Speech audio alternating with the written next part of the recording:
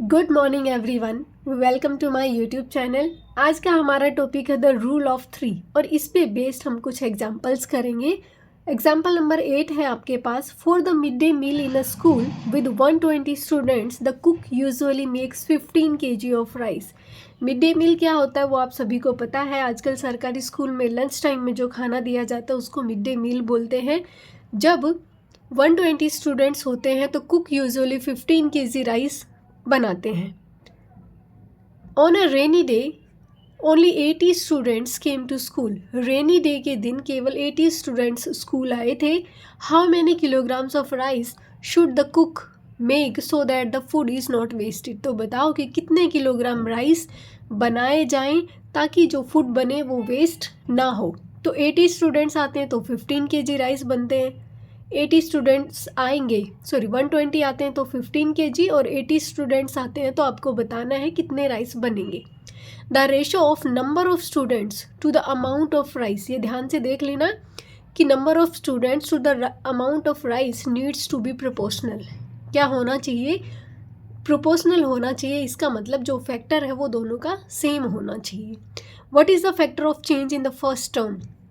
ये जो first term है 120 रेशो 15, इसका क्या है? ये जो फर्स्ट टर्म्स है दोनों की, इनका फैक्टर चेंज पूछा गया है। What is the factor of change in the first term? ये फर्स्ट की फर्स्ट टर्म है, ये सेकंड की फर्स्ट टर्म है। We can find that by dividing the terms. हम टर्म्स को डिवाइड करके ये फाइंड आउट कर सकते हैं कि कितना चेंजमेंट है। तो 80/120, जब आप 80/120 करते हैं तो 0 से 0 कैंसिल, 4 2 ज़ा 8, 4 3 ज़ा 12, तो कितना चेंजमेंट आया? 2/3 फैक्टर का चेंजमेंट आया। The number of students is reduced by a factor of 2/3। ये देखो, ये 120 स्टूडेंट्स, ये 80 स्टूडेंट्स, तो देखा है कि कितने नंबर ऑफ स्टूडेंट्स डिक्रीज हुए हैं। तो 2/3 फैक्टर से जो स्टूडेंट्स हैं उनका नंबर डिक्रीज हुआ है। अब सेम फैक्टर से जो राइस है उसका फैक्टर डिक्रीज कर देंगे। Clear? On multiplying the weight of rice by the same factor we get 15 multiply 2/3। जितने से नंबर ऑफ स्टूडेंट्स डिक्रीज हुए जिस फैक्टर से, उतने ही फैक्टर से क्या होगा? जो राइस है उसका अमाउंट डिक्रीज होगा। तो 15 मल्टीप्लाई 2/3 करेंगे, ये भी सेम अमाउंट से होगा।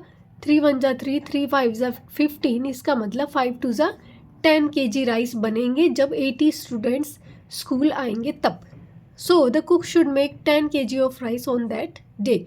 जब रेनी डे होगा उस टाइम पे जब 80 स्टूडेंट्स आते हैं तो 10 kg राइस कुक जो है वो पकाएगा।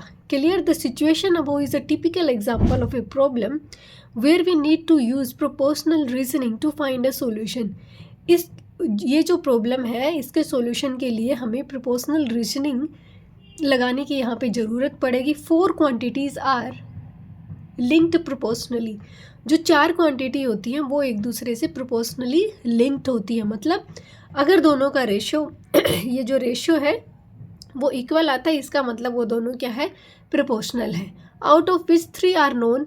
यहाँ जो क्वेश्चन दिया गया है आपको उसमें 3 क्वांटिटीज़ आपके लिए नोन होंगी और जो 4th है वो अननोन होगी जिसे हमें फाइंड आउट करना होगा। अब to solve such problems we can model 2 proportional ratios using algebraic notation। यहाँ पे हम एक algebraic notation का यूज़ करेंगे ताकि हम ये देख सकें कि कौन सा किससे मल्टीप्लाई होके क्या फैक्टर में क्या चेंजमेंट आया है। क्लियर? तो यहाँ पे एक जनरल नोटेशन ले ली गई algebraic notation जो कि A/B proportional to C/D इस तरीके से ली गई है। For these 2 ratios to be proportional, we know that the term C should be a multiple of term A। अभी देखो, जो हमने एग्जाम्पल नंबर 8 किया 120/15 प्रोपोर्शनल 80 रेशियो, ये हमें पता नहीं था, फाइंड आउट करना था। इसमें हमने क्या किया, जब हमें फैक्टर निकालना था तब हमने ये C/A किया, इसको C मान लिया, 80 को इसको A मान लिया। ठीक है? इन दोनों को जब हमने जो भी डिवाइड होता है सिंपलेस्ट फॉर्म में निकाला वो हमारा आया क्या? फैक्टर। अब यहाँ पे देखो इन दोनों रेशियोज के प्रोपोर्शनल होने के लिए हमें क्या करना होगा, we know that the term C should be a multiple of term A by a factor. हमें क्या पता है, यहाँ पे हम क्या जानते हैं कि जो टर्म सी है वो किसके इक्वल होनी चाहिए, फैक्टर मल्टीप्लाई बाय जो टर्म ए है वो, इस तरीके से होनी चाहिए। अब अगर मैं इसको, ये जो टर्म है ये सी थी, ये टर्म ए है, ठीक है, इसको जब हमने सिंपलेस्ट फॉर्म में कन्वर्ट किया तो यहाँ पे हमारा आ गया फैक्टर। अब यहाँ पे क्या किया है, सिर्फ इतना ही किया है, क्रॉस मल्टीप्लाई करवा दिया गया, तो ये हमारे पास आ गया C is equal to F into A. ये हमारे पास बन गई फर्स्ट इक्वेशन। इसी तरीके से हमें अगर यहाँ पे टर्म दे रखी हो और इनमें से कोई टर्म ना दे रखी हो तो ये हो जाएगी हमारे पास D upon B is equal two factor. तो इसको क्रॉस मल्टीप्लाई जब आप करवाओगे, इसको A मान लिया, इसको B, इसको C और इसको D, तो ये हो जाएगा D is equal to F B. ये हमारे पास आ गई क्या, इक्वेशन 2। अब ये देखो, इक्वेशन 1 और 2 से जब आप फैक्टर निकालोगे तो इसी में सेम चेंज हो जाएगा दोबारा, ठीक है। यहाँ पे जो है इसमें आपको सिर्फ इतना ही बताया गया है कि जो टर्म C है वो मल्टीपल होना चाहिए किसका, फैक्टर का और A का, ठीक है, टर्म A का और फैक्टर का मल्टीपल होना चाहिए। इसी तरीके से जो टर्म D है वो मल्टीपल होनी चाहिए किसकी, टर्म B की और फैक्टर की, सेम फैक्टर दोनों का, ये जो फैक्टर है वो हमेशा सेम रहेगा, ठीक है, तभी जो है वो प्रोपोर्शनल बनेगा। क्लियर। अब सिर्फ क्रॉस मल्टीप्लाई करवा दिया गया फैक्टर निकालने के लिए, इसको नीचे ले आए, C अपॉन A हो गया, ठीक है, इसको नीचे लेके आए, D अपॉन B हो गया। क्लियर। अब यहाँ से फैक्टर तो सेम है, यहाँ पे इस फैक्टर की जगह ये वाली टर्म रख दी गई, तो ये क्या आ गया, C upon A is equal to, दोनों फैक्टर बराबर हैं तो दोनों टर्म्स ये भी तो बराबर होंगी ना, C upon A is equal to D upon B। जब आप इसकी क्रॉस मल्टीप्लाई करवाएंगे, ये हो गया C upon A D upon B, multiplying both sides by AB।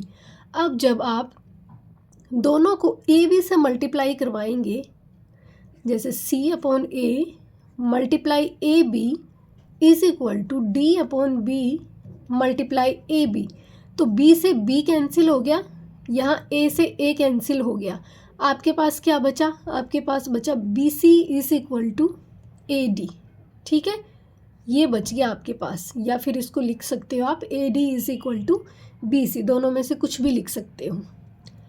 दस when A ratio B proportional to C ratio D, अगर इस तरीके से टर्म लिखी गई है, इसका मतलब है कि AD is equal to BC, AD is equal to BC, this is known as cross multiplication of term. यहाँ जो ये लिखा गया है इसको बोलेंगे क्रॉस मल्टीप्लिकेशन ऑफ टर्म्स, ठीक है। यहाँ पे देखो, अगर हम कैसे लिखते हैं, इसको क्या लिखते हैं, A रेशो B को हम लिखते हैं क्या, A अपॉन B, प्रोपोर्शनल को इक्वल, और C रेशो D को हम लिखते हैं C अपॉन D, इस तरीके से लिखते हैं। आप इसको क्रॉस मल्टीप्लाई करवाएंगे तो भी ये ऐसे ही आएगा, इसलिए इसको क्या बोला गया है, cross multiplication of the terms. अब यहाँ से हम कोई भी टर्म निकाल सकते हैं, जैसे हमने पहले क्वेश्चंस कर रखे हैं कि 3 टर्म्स दे रखी थी, 4th हमें निकालनी थी, तो हमने x मान के उसको इसी तरीके से क्वेश्चन को सोल्व किया था, ठीक है। अब यहाँ पे देखो, 2 ratios are proportional if their terms are equal. 2 ratio proportional कब होंगे, जब दो टर्म्स, जब उनकी जो टर्म्स हैं वो इक्वल होगी, बहन क्रॉस मल्टीप्लाइड, जब उनको क्रॉस मल्टीप्लाई करवाया जाएगा तब, इस तरीके से, ठीक है। The fourth unknown quantity can be found through such cross multiplication. इस तरीके के क्रॉस मल्टीप्लिकेशन से हम जो फोर्थ क्वांटिटी अननोन है उसको फाइंड आउट कर सकते हैं। अब ये जो है, इसी से हम ये ध्यान रखना किस तरीके से क्रॉस मल्टीप्लाई हुआ है, ठीक है, इससे हम फोर्थ क्वांटिटी को फाइंड आउट कर सकते हैं। यहाँ कोई भी अननोन क्वांटिटी होगी उसको हम फाइंड आउट कर सकते हैं। अब है, in ancient India Aryabhata and others called such problems of proportionality rule of 3 problems. Ancient India में आर्यभट्ट और जो कुछ अदर्स थे वो ये जो प्रॉब्लम है प्रोपोर्शनलिटी की, उसको रूल ऑफ 3 प्रॉब्लम्स बोला करते थे। There were 3 numbers given, 3 number जहाँ पे गिवन होते थे। फर्स्ट है प्रामना, जिसको A से नोट किया गया है अभी हमारे पास। द फिला, मीन्स फ्रूट, जिसको बी से डिनोट किया गया है हमारे केस में यहाँ ऊपर। नेक्स्ट है एंड द इच्छा, ये है सी से इसको डिनोट किया गया है। टू फाइंड द इच्छा फला, इच्छा फला को फाइंड आउट करने के लिए जो हमारे केस में डी है, आर्यभट्ट ने कहा कि मल्टीप्लाई द फला बाय इच्छा, फला को इच्छा से मल्टीप्लाई करना है and divide the resulting product by प्रामना, और जो रिजल्ट आए उसके रिजल्टिंग जो प्रोडक्ट आए उसको divide the resulting product by प्रामना। ठीक है, अब देखो यहाँ पे इन अदर वर्ड्स क्या कह सकते हैं, ये जो प्रामना है रेशो फला, ये है प्रोपोर्शनल इच्छा रेशो इच्छा फला। अब इसको आप क्रॉस मल्टीप्लाई करवा लें। ठीक है, इसको इससे क्रॉस मल्टीप्लाई करवाएं और इसको इससे, तो ये क्या आ जाएगा हमारे पास है A multiply D is equal to B multiply C. तो यहाँ इन्होंने ए बी सी डी को इस तरीके से इच्छा फला प्रामना या फिर फला इच्छा, इस तरीके से इसको डिनोट किया गया है, सिर्फ नाम चेंज किए गए हैं, बात सेम है। तो इच्छा फला क्या आ गया आपके पास, ये जो फोर्थ टर्म है ये आ गई फला मल्टीप्लाई इच्छा अपॉन प्रामना। यही बताया है कि इसको डिवाइड करेंगे, इसके प्रोडक्ट को डिवाइड करेंगे हम प्रामना से। ठीक है, using the cross multiplication method proposed by Aryabhata, ancient Indians solve complex problems that involves proportionality. यहाँ पे इसको इस क्रॉस मल्टीप्लिकेशन को यूज़ करते हुए एंशिएंट इंडिया में कॉम्प्लेक्स प्रॉब्लम्स को सोल्व किया जाता था, जो कि जिनमें कि प्रोपोर्शनलिटी इन्वॉल्व होती थी। अब एग्जाम्पल नंबर 9 में है, a car travels 90 kilometre in 150 minutes. एक कार 90 किलोमीटर 150 मिनट्स में ट्रैवल करती है। If it continues at the same speed, अगर उसकी स्पीड जो है सेम रहे, what distance will it cover in 4 hours, तो आपको बताना है कि 4 आवर्स में वो कितना डिस्टेंस जो है वो कवर करेगी। अब if it continues at the same speed, the ratio of the time taken should be proportional to the ratio of the distance covered. तो यहाँ पे अगर वो सेम स्पीड से कंटिन्यूसली चल रही है तो जो रेशियो है time taken should be proportional to the ratio of the distance covered. ये देखो टाइम टेकन कितना था पहली वाली में 150, डिस्टेंस कितना 90। नेक्स्ट में जो टाइम टेकन है वो 4 आवर्स है। ये चीज़ ध्यान रखना आप, यहाँ पे क्या है मिनट्स में है, यहाँ पे क्या है आवर्स में है, तो आपको इन दोनों को एक ही यूनिट में कन्वर्ट करना होगा। तो यहाँ पे ये जो 4 है, is this the right way to formulate the question, क्या आपने ये क्वेश्चन को यहाँ पे फॉर्मुलेट किया है, क्या ये तरीका सही है? No, because 150 is in minutes and 4 is in hours. क्योंकि ये गलत है, क्यों? क्योंकि 150 जो है वो मिनट्स में है और जो 4 है वो आवर्स में है। तो जो 4 है उसको भी हमें मिनट्स में कन्वर्ट करना होगा। The second ratio should use the same units for the first as the first ratio, for time as the first ratio. जिस तरीके से फर्स्ट रेशियो में टाइम की यूनिट को यूज़ किया गया है, उसी तरीके से सेकंड जो रेशियो है उसमें भी हमें टाइम की यूनिट को सेम रखना होगा। Since 4 hours is 240 minutes, 4 hours का मतलब क्या होता है 240 मिनट्स। 4 को जब आप 60 से मल्टीप्लाई करोगे, 1 घंटे में कितनी मिनट होती हैं 60, 1 आवर में 60 मिनट, तो 4 आवर्स में कितना 240 मिनट्स। ठीक है, अब इसको राइट फॉर्म में लिखेंगे, क्या रेशियो लिखेंगे, टाइम टेकन और प्रोपोर्शनल किसके रहेगा, प्रोपोर्शनल टू द रेशियो क्या, डिस्टेंस कवर। टाइम टेकन कितना 150, रेशियो जो डिस्टेंस ट्रेवल हुआ है वो कितना 90, प्रोपोर्शनल किसके रहेगा 240 रेशियो, ये हमें फाइंड आउट करना है। How can you find the distance covered in 240 minutes, आपको बताना है 240 मिनट में आप किस तरीके से जो डिस्टेंस कवर्ड है वो फाइंड आउट करेंगे। Discuss with your classmates and find the answer using different strategies. आपको डिफरेंट स्ट्रेटजी का यूज़ करना है और अपने क्लासमेट्स के साथ में डिस्कस करना है, आंसर को फाइंड आउट करना है। We can model this proportion as, हम किस तरीके से करेंगे, अभी जो हमने सीखा था यहाँ पे क्रॉस मल्टीप्लाई करना, उसी से हम यहाँ पे जो 4th टर्म है उसको क्या मान लेंगे, x मान लेंगे। ABC XYZ जो भी आपको मानना है आप मान सकते हैं, यहाँ पे x मान के किया गया है, तो ये हो गया। इसको लिखेंगे फिर 150 upon 90 is equal to 240 upon x। अब यहाँ से आप क्रॉस मल्टीप्लाई करवाएं, 150 multiply x is equal to 240 multiply 90। x को फाइंड आउट करना है, इसको क्रॉस मल्टीप्लाई करवा के नीचे लेके आएंगे, 240 मल्टीप्लाई 90 अपॉन 150। यहाँ पे 0 से 0 कैंसिल, 3 3 ज़ा 9, 3 5 ज़ा 15, 5 1 ज़ा 5, 5 4 ज़ा 20, 5 8 ज़ा 40, 48 मल्टीप्लाई 3 कितना आएगा, 144 किलोमीटर। ठीक है, तो ये जो डिस्टेंस कवर्ड होगा by the car in 4 hours वो कितना होगा, 144 किलोमीटर। क्लियर है? ये तो हो गया हमने जो क्रॉस मल्टीप्लिकेशन से सीखा उससे। दूसरा तरीका क्या है, सेम फैक्टर से कर सकते हैं। ठीक है, किस तरीके से, सबसे पहले फैक्टर निकालेंगे, कितने फैक्टर से इनमें चेंजमेंट आया है। तो 240 अपॉन 150, इन दोनों में कितने फैक्टर का चेंजमेंट आया, 3 5 ज़ा 15, 3 8 ज़ा 24। इसका मतलब है 8/5 फैक्टर से ये इंक्रीज़ हुई है 150 से 240। इसका ये भी फिर इंक्रीज़ होगा, तो इसको कितने फैक्टर से मल्टीप्लाई करेंगे, 90 मल्टीप्लाई 8/5, 5 1 ज़ा 5, 4 5 8 ज़ा 40। जब आप इसको मल्टीप्लाई करवाएंगे तो 144 ही आएगा। ठीक है, तो सेम फैक्टर से भी हम देख सकते हैं, दूसरा क्रॉस मल्टीप्लाई करवा के देखेंगे तब भी आपका सेम आंसर आएगा। नेक्स्ट है हमारे पास एग्जाम्पल नंबर 10।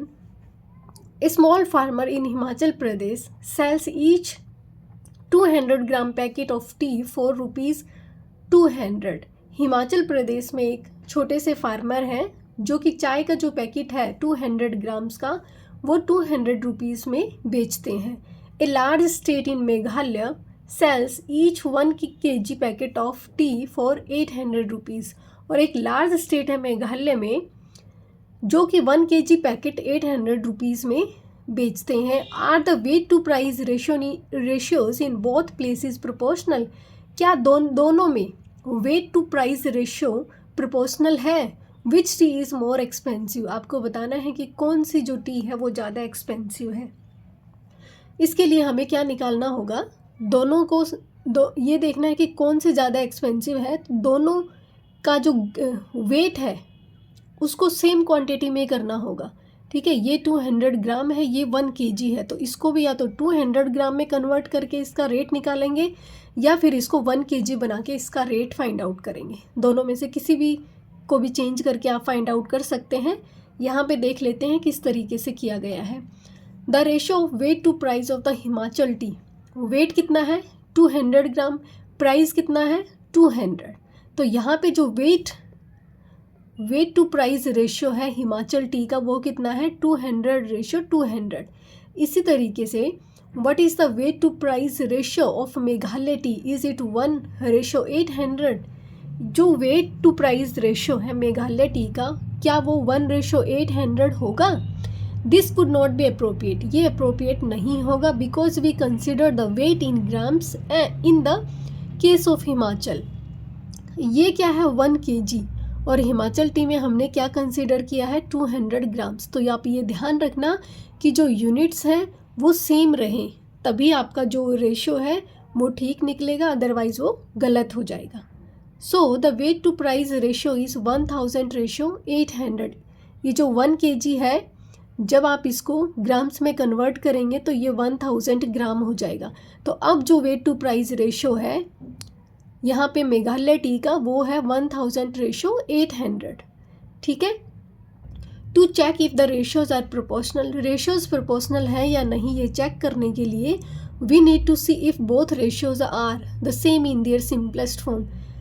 ये दोनों रेशियोज प्रोपोर्शनल हों, इसके लिए क्या ज़रूरी है कि जब हम इनको सिंपलेस्ट फॉर्म में कन्वर्ट करें उस टाइम पे इनका जो रेशियो है सिंपलेस्ट फॉर्म में वो सेम आना चाहिए। तो हम चेक कर लेते हैं एक बार। हिमाचल टी जो है उसका जो रेशियो है उसको जब आप सिंपलेस्ट फॉर्म में कन्वर्ट करेंगे तो ये आएगा 1:1। लेकिन जो दूसरी टी है मेघालय टी, जब आप उसको प्रोपोर्शनल में ये सिंपलेस्ट फॉर्म में चेंज करेंगे तब आपके पास आएगा 2 5 ज़ा 10, 2 4 ज़ा 8, ये आएगा 5:4। ये दोनों रेशियोज़ प्रोपोर्शनल नहीं हैं, क्योंकि ये दोनों रेशियोज़ अपने सिंपलेस्ट फॉर्म में इक्वल नहीं है, एक जैसे नहीं आए। अब आपको बताना है कि which tea is more expensive, why, कौन सी टी ज़्यादा एक्सपेंसिव है और क्यों है। To answer the question as to which tea is more expensive we should compare the price of tea for the same weight in both places. इस question का answer देने के लिए हमें क्या करना होगा कि दोनों जो चाय है उनका जो वेट है वो सेम रखना होगा, ठीक है, तभी हमें ये पता चलेगा कि उसका प्राइस कितना है। What is the price of 1 kg of T from Meghalaya, it is 800 in Himachal. देखो मेघालय जो टी है उसमें 1 kg का प्राइस कितना है, 800। In Himachal 200 gram of tea cost 200।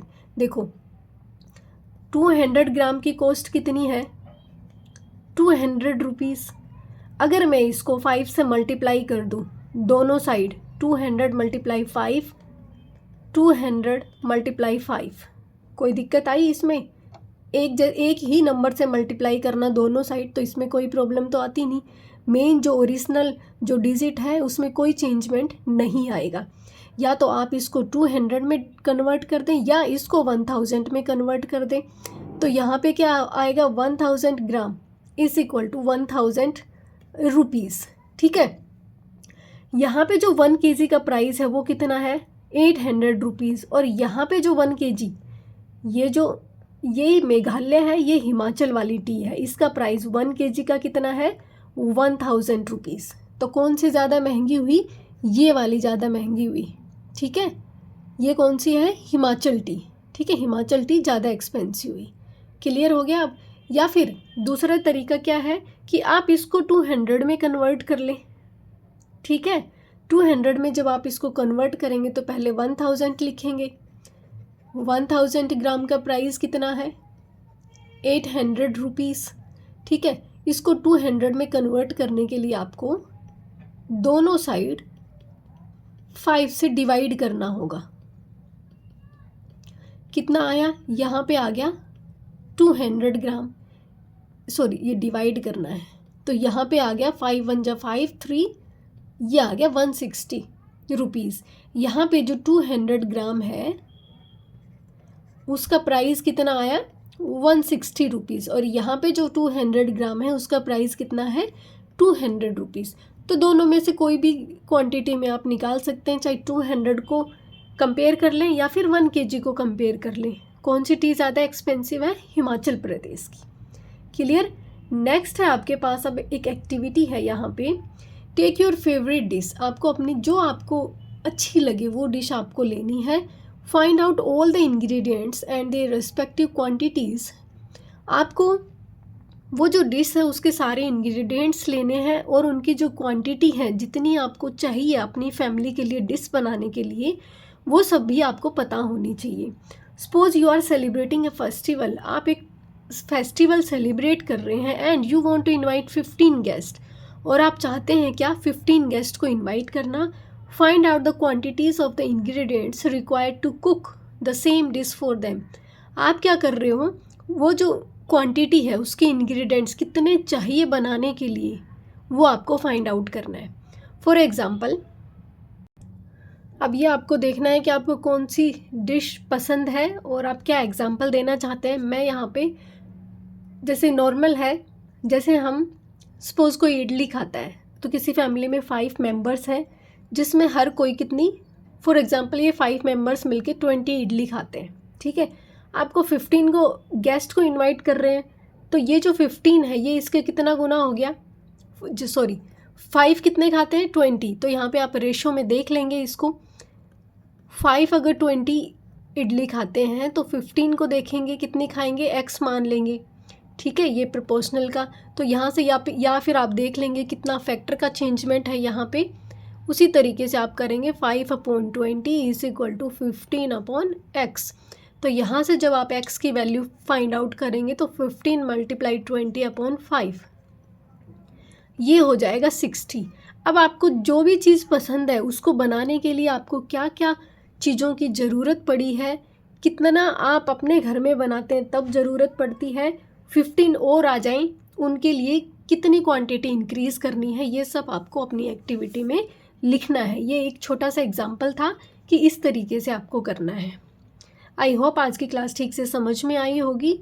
कोई भी डाउट होता है आप नीचे कमेंट कर सकते हैं। Thank you so much.